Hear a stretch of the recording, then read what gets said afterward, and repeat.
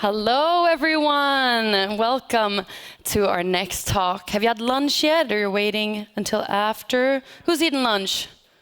Yeah, proud hand in the air. One person? Two? Do we see two? Yeah, that's it? Are you hungry? Yeah, hungry for knowledge, am I right? Yeah. We have our next speaker coming up. Her name is Junae Benne, and she's a true jack of all trades. She's a successful and decorated marketing journalist, and if you want to learn how to do the same, she's written a book about it. She helps businesses find and retain their community, and right now she's working on a mini docuseries about women in gaming studios across Europe, so that's very cool. On top of all that, she has over 13 years of experience in PR, community building, and marketing, making her the perfect speaker for the upcoming talk about building truly lasting game communities. Give a warm hand for Junae Benne. Thank you. Hi. Oh my goodness, this is so wonderful. How are you guys?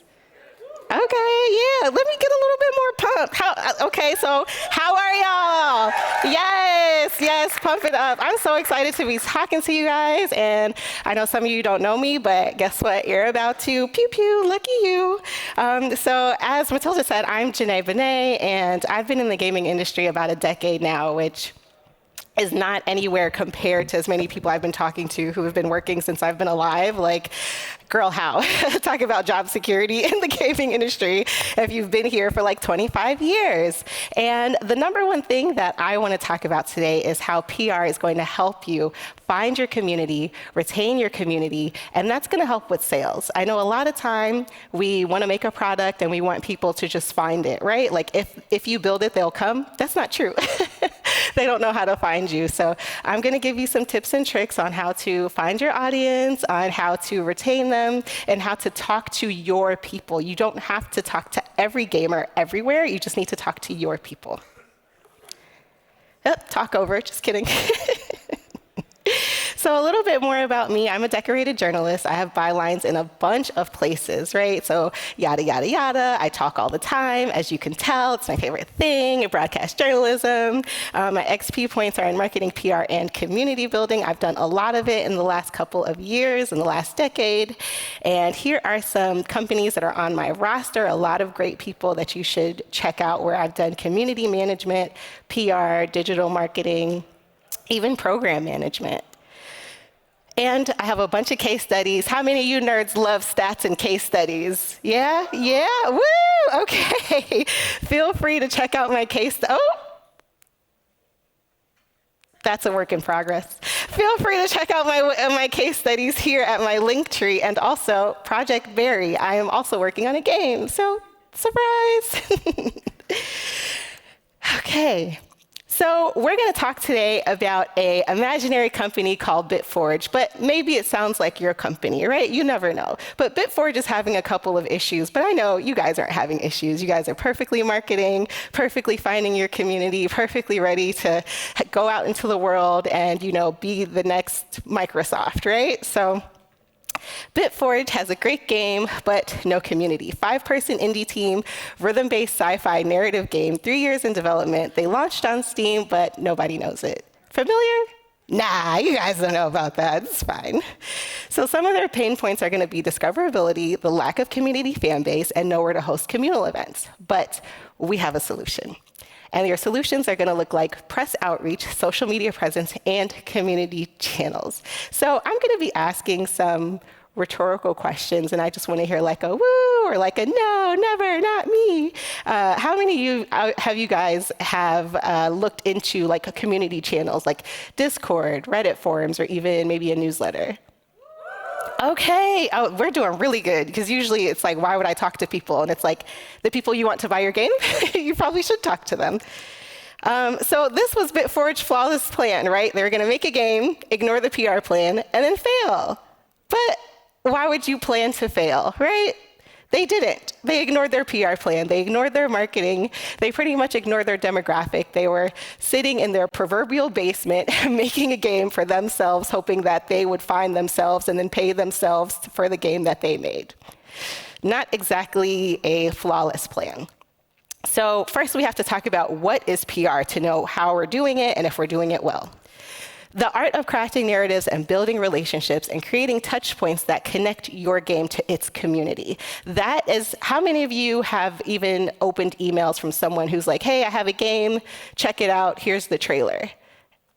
Okay, cool. So that's PR, right? Which is always a part of marketing. And PR is often treated like a checked box and not a strategy. Like, oh, we contacted the content creators, we've sent out the newsletters, like, what more do we really need to do?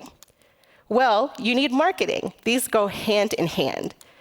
And the marketing is the act of satisfying and retaining customers. So let's evolve from thinking marketing is just ads or influence, right? It's more of a conversation. It's more about getting to know your audience. And it's more about making a connection with them. If you guys think about a brand right now that influenced you when you were younger, like you guys have your favorite ones, or you're like, oh my gosh, this commercial was so funny. Like, it's a very US thing, but it's called Quiznos Sub. And if you ever look up like the hamster commercial, it was very early 2000s, very cringe, very weird. And like I ate Quiznos Sub off of that commercial when I like watched when I was like 8. You know what I mean? So they did a very good job with their marketing and their PR plan that like they made me a fan. And I really didn't have any buying power at that time, right? Just as a little kid, like with my own little allowance, I was able to buy into what they were doing, which was cringe. And, you know, millennial humor is always cringe, so they were doing a good job.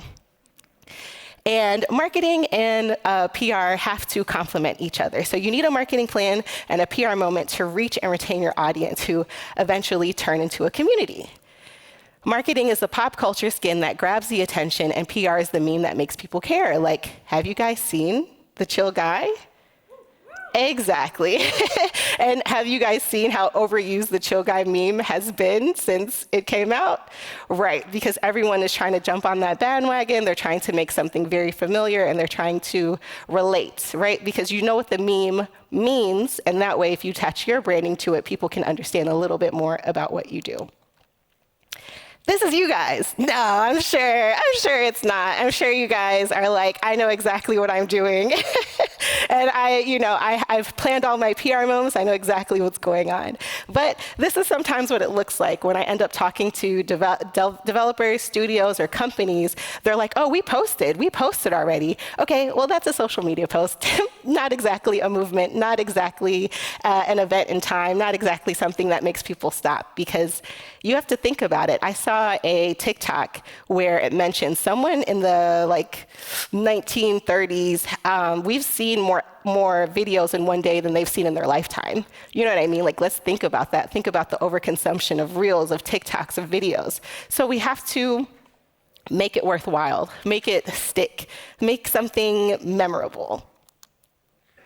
So what is a PR moment? It could be a plethora of different things, but there needs to be a multiple steps in the PR moment, right? Just posting is not a PR moment, but it can be a part of it. So it's a planned event or display that makes people stop and share. So that can be a trailer, a demo, a feature reveal, or a partnership. And these can all be a part of a PR moment, but this can be ongoing. It could be a couple of months, right? Where you're posting your trailer, you're posting different types of your trailer, you're cutting it, and we've all seen movies, and we know that movies have trailers that invoke action. If it's very emotional, there's an emotional trailer. And then they also have like the action trailer, where it's a lot of fire scenes and blow-ups and things like that. So something like that that's going to continue to mention your work, continue to talk about what you are doing. Bitforge needs a PR moment. Did you guys forget we were talking about Bitforge? Nah, you didn't. You're keeping up. So Bitforge had a really big miss. They had no lead in, and so there was no lead up and no buy-in. First things first, you guys have to do your market research. I know we all want to make games that make us feel good, but then it's just a hobby. It's not a business. So if you guys want to make money, off of this hobby that has blown up, we need to know who we're selling to, right? We need to, when fidget spinners caught off, that was insane, and kind of a revolution on fushigi, if you even know what that is. It was a little juggling contactless ball. Don't worry about it. Once again, another millennial throwback. Then you need a marketing plan. So after you say, oh, this is who I'm talking to, where do they hang out? What are they talking about? What clothes do they wear? What time of day are they online? Am I marketing to someone who works overnight? Like, how can I get their attention? Am I marketing to someone who, works early morning? Like, when are they going to go on break? When are they going to take their social media break? How do I get to them? Then that's when you have your PR plan. Okay, now that I've gotten them with a hook, how do I draw them in? How do I get their newsletter? How do I get them to subscribe? How do I get them to keep coming back and looking for more? And then that goes into your community building. Once you've drawn them in with your marketing plan and your PR plan, now you say, okay, how can I talk to my people? Do I need a Discord? Do I need a newsletter? Do I need a Reddit forum? Do I need a carrier pigeon, smoke signals, anything? We just have to keep talking to them so they know that we exist. So who's their audience? Where can their demo be viewed? Which creators speak to their audience, which is so important in your market research, right? Like, I was a variety streamer for many years. And the thing about being a variety streamer is you don't have to be good at games. So it worked out perfectly. And a lot of people would want to collaborate with me. They would want to, let's share our audience. But one of the biggest mistakes that variety streamers can make, and also indie studios, is collaborating with someone who's not in your audience. Like, I have no business collaborating with someone who plays Call of Duty or CSGO, because that's not my audience. So they're going to come to me, they're going to see me play terribly for sure, and then they're going to come watch my stream, and now I'm playing some indie game. Like, it's just not feasible. It's kind of like a bait and switch, and that's how you lose a lot of people. And, not having a release plan, a countdown, a roadmap, there's no community activation or call to action whatsoever. That is going to be like the death of your pipeline. Even if you do all of these awesome things, but you have no call to action, people are going to go, okay, well, it's like getting on a roller coaster, not going up or down. You're like, all right, I guess I'll just get off now. Once again, unrelatable content. I know it, right? We're all doing everything as perfectly as we can. We're reaching out, we're involved, we're engaged, we're doing our community events. But however, this is not fine. This is not fine at all. You are not going to do well. It is not going to be, you've put in all of your work, your passion, your creativity just for no one to see it, because we forgot our PR plan. We forgot our roadmap. We forgot to do our market research to see who we're talking to. So this is something we could have done. Now, this is a really good 6-month PR plan. It's just very general, right? It's not anything grueling. If it is your first time, I know budget is always a very big deal, but if it is your first time, what you need to do is just take a little bit of time to think about where you want to go and what your plans are. You cannot have all the KPIs, okay? You pick one, you stay with it, and you make the plan to get to the end of that goal. So what you want to do is you want to start your press and create a reach out. That doesn't mean you're instantly sending emails and telling people about a thing, a product that you don't even have ready. That means you're doing the research. Who do I need to reach out to, right? Is there someone other than Kotaku that's going to work? Maybe there's an indie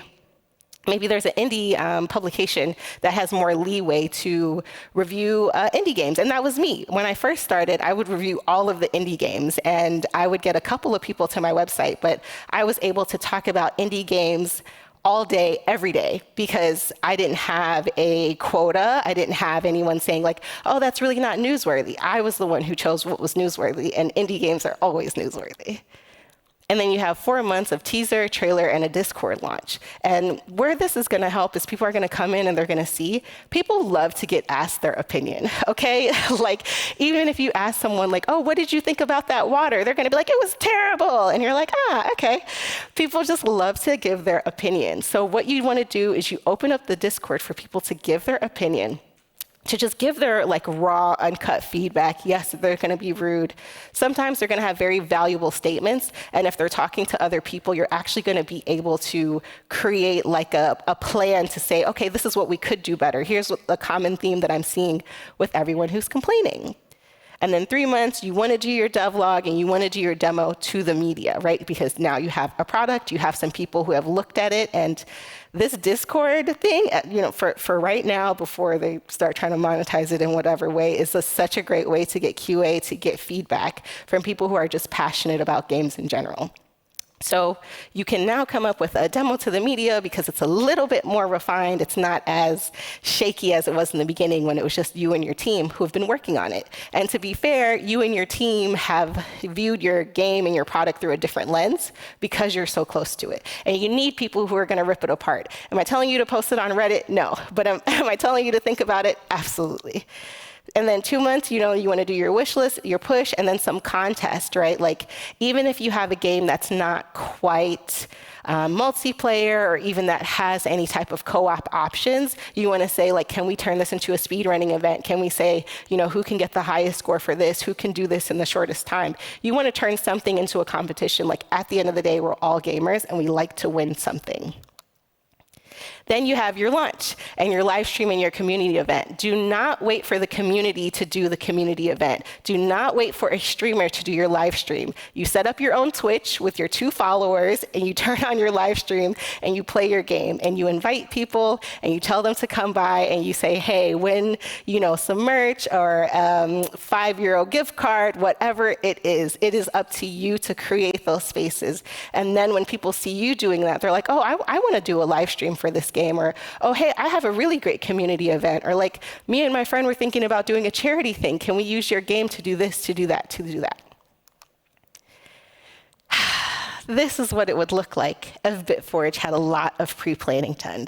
Their community would have been like, oh, I know that game. I've been following it since this time, and it's really good, and I can't wait, and I'm going to tell such and such, and I have to share it. You guys, look at this trailer. I was actually in the Discord before the trailer even looked like this. It looked like crap before, but now, they have these amazing graphics, these amazing cuts. It really makes me feel alive, and I love it. This is the reaction that we're looking for on launch. And whether it's 10 people or 10,000 people, this is still the reaction. And I know what you're thinking, right? If it's 10 people, was it really a success? Well, first of all, success is really up to you. But let's talk about why 10 to 10,000 can still be a good win, right? So first, we want to talk about the data of your audience. Now, this isn't very specific. It's not like, here's the data for RPG, here's the data for MMO. These are just gamers and consumers in general. So 83% of players leave a community within 3 months. These are important to know, right? Because sometimes it's not you, sometimes it's not personal. It might be the attention span. It might be that game has ran its course until like the next patch or something comes out. 61% of gamers say that gaming is a part of their identity. So you're making something that's going to resonate with people, period. Like, every game is going to resonate with a person, right? Now, is it going to resonate with the right amount of people to really call the game a success, to really call, make it maybe a bit more of a bigger deal? That's another conversation. 77% of Gen Z, who are now a part of like the buying power and things like that, because they're entering the market, they're having kids and things like that. So we can't just focus on Gen X and millennial gamers anymore. We have to include Gen Z and then eventually lovely Gen Alpha. Their acts are based on brand values, right? So if you are presenting something that seems a little bit shaky or even unethical or not even economically friendly or ecologically friendly, they're probably going to have a problem with it. And 500% increase in impressions from integrated community-led campaigns. That means it's that live stream. That means it's that community event that you did. You get way more impressions. Even if you're just on Twitch and you only see 2 viewers, 5 viewers, it doesn't matter. You do your live stream, you take your clips, you share it across YouTube, TikTok, wherever, and you could keep promoting your own content. You have to be your biggest fan. You absolutely have to be your biggest fan, because the 500% increase is what makes it worth it, even if it looks like the numbers are low. And influencer fatigue is rising. Only 38% of gamers trust creators promoting games unless it aligns with their community values. This statistic is not to be misconstrued with saying like influencer marketing doesn't work. It's to say that people are kind of tired. Like, we're just throwing money at people who have large communities and telling them to care. And they do care for that week, for that 2 week. Maybe they take down that Instagram post, maybe they move on to that video. What we want to see is people who are constantly going to make content for the game, who are going to engage other people. We don't want people just to care for our launch week. That's not going to build a lasting community. So this is a little bit of data about our audience. I want to talk about our very cringe older commercials that we used to watch. So the data that I just showed you is going to feed into like the evolution of marketing to different gaming groups, right? So does anybody recognize this picture? No? Okay, 2? I'll take it. So this is a very old Super Smash Bros. Commercial in like the early 2000s. This is a very old Super Smash Bros. Commercial. And as you can see, they're all in costumes and they're holding hands. And then by the end of it, they're like beating each other up. Oh, that's okay. The other one was Crash Bandicoot. Does anybody remember the Crash Bandicoot commercial where he was yelling at Nintendo? In the early 2000s? Okay, it's straggling a little bit. But the point is he was also in a costume, and it was a live action, very cringy moment. But it was funny, and that's what we were used to. And, that's what a lot of our humor is built on. Versus, I had a video of a dog skateboarding to play a mobile game. That was that video right there. But this is what ads look like right now, right? Where it's like, hey, I'm an official co-streamer for the Game Awards, or hey, there's this thing that has nothing to do with anything, but now you're playing a game. Have we ever watched a commercial and you're like, what's the purpose of this? Right? Yeah, that's happening a lot, right? I don't know if they're going for like a surprise or a shock factor, but I'll scroll away. I really don't have the patience to try to decipher what you're trying to sell me, So that's just a little bit of difference on how it was versus, what's happening now, and how influencers work, and how people are taking really cute things like puppies and cats, and they're like making these games and they're making these ads, and the very frustrating ads where the person like loses on purpose to try to get you to like be really into it, and then be like, I can do better, I can save the king. Well, that is what is happening now. So we just have to be mindful about who our target audience is. More evolution on consumer audiences. So marketing changes as the audience does. Gen Z trusts influencers and creators more than traditional ads. So while their fatigue for influence are dwindling, they still want to see someone else doing what they're expected to do, right? It's really like a follow the leader type of thing. And then 59% of gamers are interested in titles with strong environmental or social themes. So think Pikmin, right? So that's kind of always been around. We love the indie games. They make us cry, they make us feel, they make us want to be, a better person. So Bitforge could do a couple of things, right? Bitforge could follow Hades. Does anybody know anything special about Hades? Did anybody pick up on any cool things with their marketing or their PR? That's okay, I'll tell you. So Hades announced in early access with transparency. They had weekly dev updates and blog posts, and they built fan trust with storytelling. So their community grew through word of mouth. It also helped that they had this beautiful art style, and the combat wasn't too high end, right? It's just if you wanted to put in the hours, they were going to give you, pretty much a very good time for every hour you spent, every level, you got to go through. Disco Elysium is a little bit different. And it's not because they did anything wrong. They just found their target audience through writers, critics, and thinkers, right? So they weren't exactly like, this is a game for everybody. They were like, who are my people that, could make a conspiracy theory out of a Cinnabon, right? Like, how can I talk to them? How can I get to them? Obviously, no shade, you know what I mean? But I'm just saying, people who really want to think how they want to and want a game that really encourages them to think freely in their sense. Also, we have Lethal Company. With their in-house PR, their smart timing and community sharing, and their TikTok and YouTuber creators drove organic growth. Players, they created their own lore, their mods, and their inside jokes, right? And the devs also leaned into feedback and made fast updates and keep momentum. That is just another game that I'm going to mention right after Stardew Valley. Stardew Valley is just unique in general, right? The solo dev, the players being so excited about their own farms. It's kind of like if you guys have any children or nieces and nephews and they draw something and they're like, look what I did. And you're like, wow, I'm going to put it on the fridge. That was everybody's moment to have their little farm to show everybody, like, look what I did, you know? And Warframe. Warframe is a beast of a game, and it took me like 10 years to get into it. But they did a very, very cool thing, and they targeted their niche audience weekly. They were like, here is how you be the best Tenno that you can be. Here are, you know, our loadouts, here's what they mean, here's what we're doing with them. So all of these people spoke directly to who their audience was. They weren't trying to really make a game for everybody. If that makes sense, think of like when we really didn't have a plethora of games. There was, you know, Jumpman that turned into like Super Mario, and everybody was playing Super Mario. And it wasn't exactly a low entry barrier point, but the barrier point. But there were like, okay, you're gonna jump, you're gonna run, and you're gonna slide, you know. And there was really, you didn't have to know the story, but it was just, hey, get back, you know, Princess Peach. Now, whether or not she wanted to come back to Mario, we're still deliberating. And we got some more case studies of 3 standout examples of how strategic PR helps build communities. So our rescue story is Among Us, right? So when Among Us first came out, it was kind of like, oh, okay, great.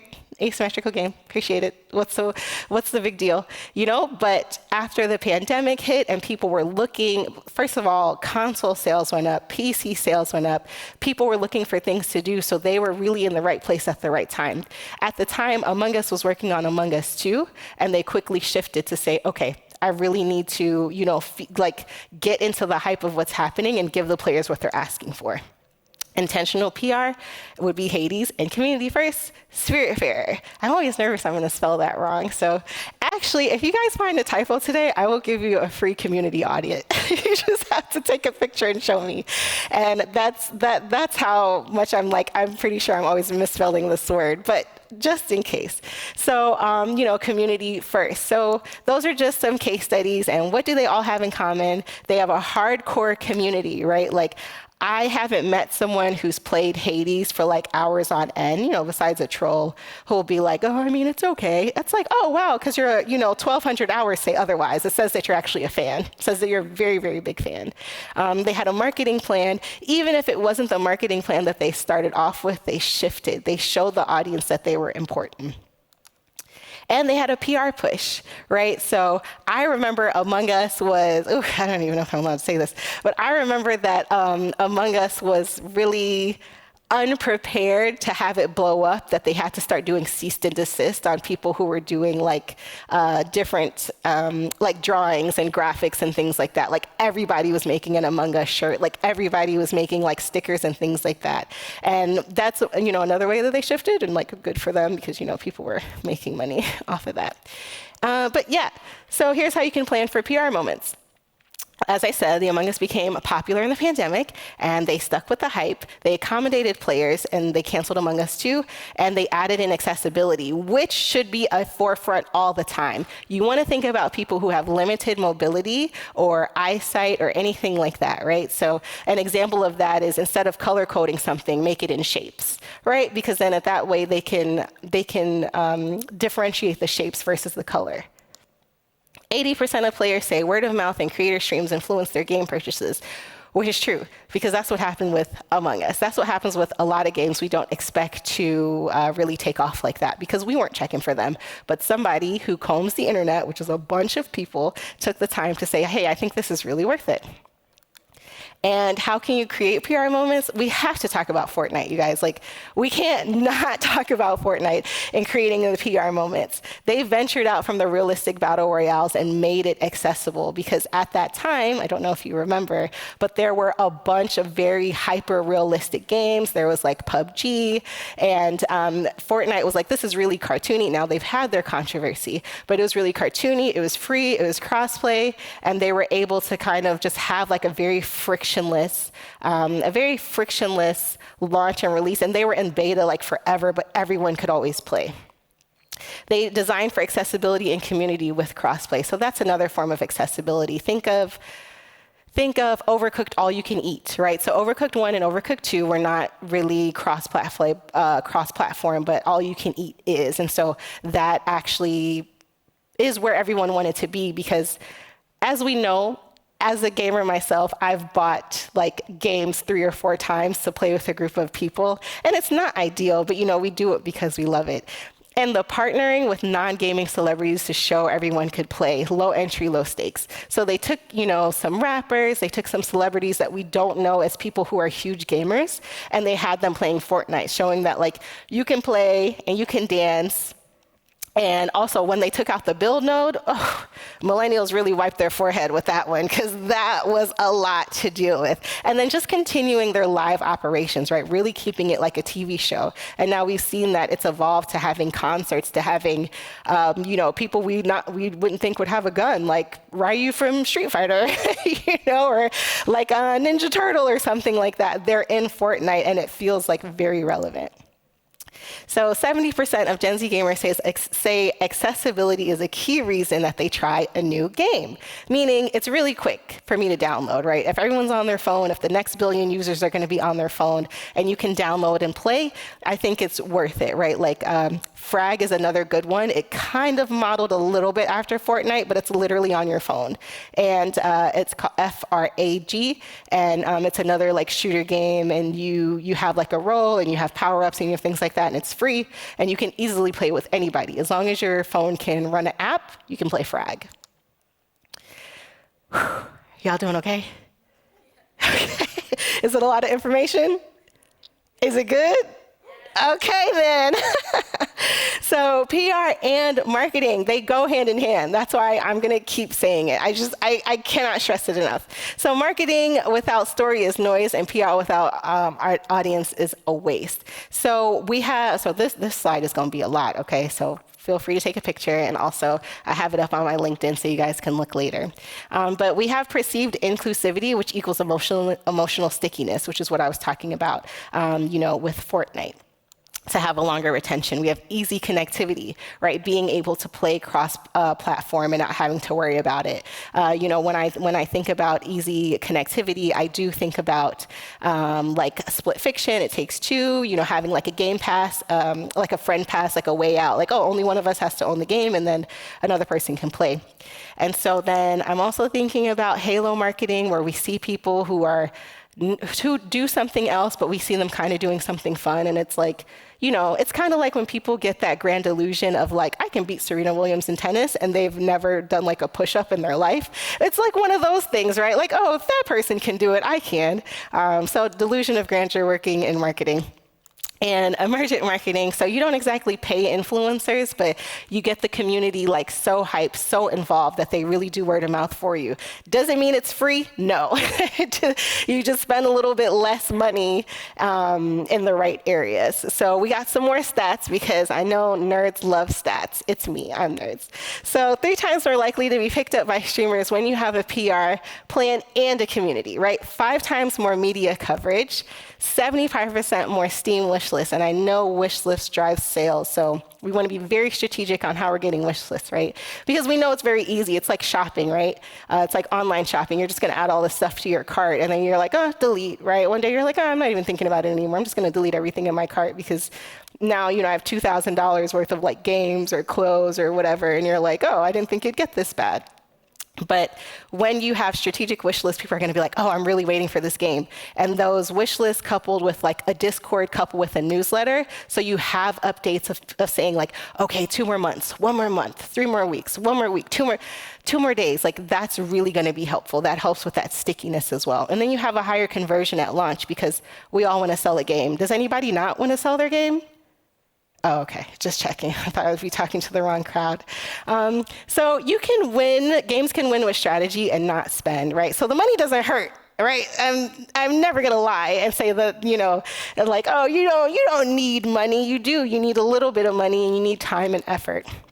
It's not about spending big. It's about showing up consistently and authentically, and having that, think of your time and think of your credibility as currency, right? So that's where we really want to make sure we're being credible. And no one's telling you to be like a pushover, right? If everyone is saying that's like a different thing is a problem, and you completely change the game, and it's not exactly cohesive just because everyone had an idea, that might not be the best thing to do, right? And very controversial on my end, but like when Star Wars fans are like, we know what we want for Star Wars. No, you don't. No, you don't know what you want for Star Wars, okay? Because what they're giving us now it's some good stuff. Could it be better? Sure, but let's not get on a Star Wars rant. So solid messaging and early engagement gets results, right? Like just being open early. Hey, I'm doing a thing. Hey, do you want to see my thing? Well, I'm doing a thing, come look at this, I have something to show you. And so PR signals the community and brings them in and it makes them stay. So marketing and PR is going to create that visibility, right? So you have a product, but how are people seeing it? And then community is going to build that trust because you have people holding you accountable. You have people going, thinking of ideas that you've never thought of because truth be told, you've been in development for the past couple of years. How many games are you playing? Are you still playing your 140-hour game while you're also developing a game? It's like there's a little give and take. So there are things that have changed that someone with outside eyes can see and let you know about. And then also engagement fuels retention. So if you keep talking about it, if you keep talking about it, if you keep talking about it, if you keep talking about it, if you keep talking about it, it will stick. And retention drives long-term success. If you build it, they will come. How would they do that? It's supposed to be a John Travolta meme in Pulp Fiction like this. But they really can't come because they don't know how to get there. They don't know the address. They don't even know that you exist. They don't even know what to start searching for. They have no SEO. They have no verbiage to even try to find what you're doing. So Bitforge, they panicked PR. And this happens a lot, right? This is kind of like a downward slope. It doesn't mean you can't recover. It's just not the best thing to do to have PR to be an afterthought. So they reached out to influencers too late, right? In that 2-week time, because first of all, I don't know if you guys ever dealt with influencers, artists, or creative people, but they are not checking their email. They are not checking their email. They are not worried about getting back to you. In their head, they're like on a holiday or something.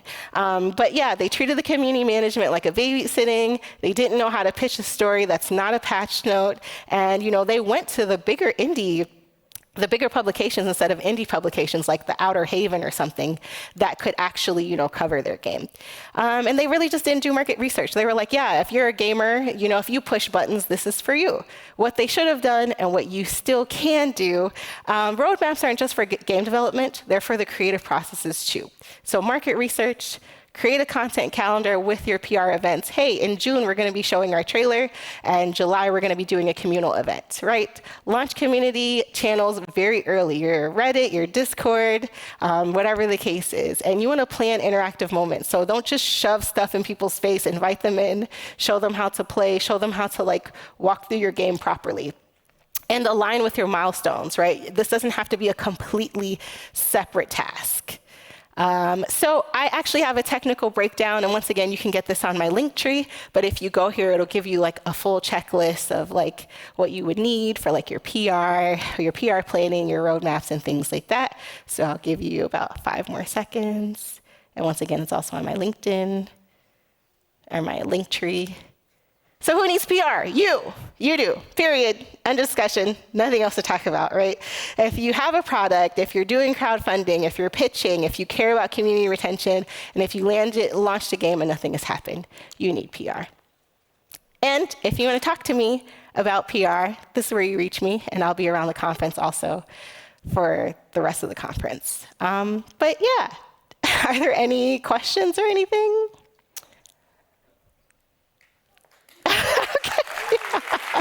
Thank you. Thank you so much. Yeah. Thank you so much, Junae Benne. Yeah. We don't have time for questions right now, but like she said, you can find her around the conference and you can ask all those questions. Just be nice to her, okay? Or don't. Nice person. Or don't, okay? It's up to you. Whatever.